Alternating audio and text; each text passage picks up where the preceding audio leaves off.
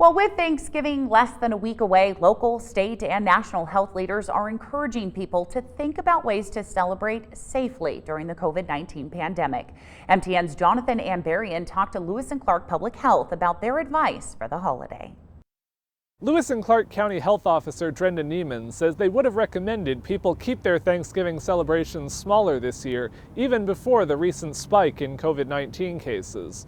But she says with local health resources under strain, the message is even more important. We know that it's risky when people come together in situations, like a work situation, for example. We all are really vigilant often to be careful about wearing our masks, be careful about physical distance.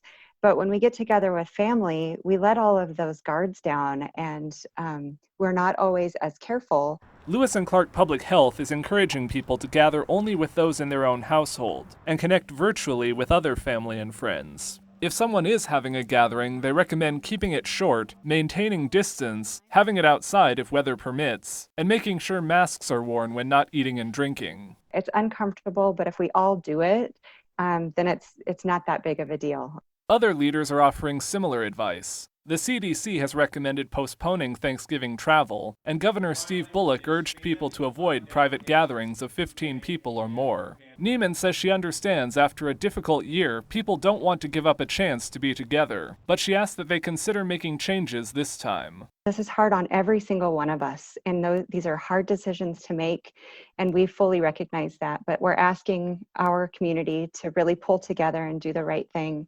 Neiman says they're hopeful that with the progress being made toward a vaccine, they won't have to make these type of recommendations next Thanksgiving.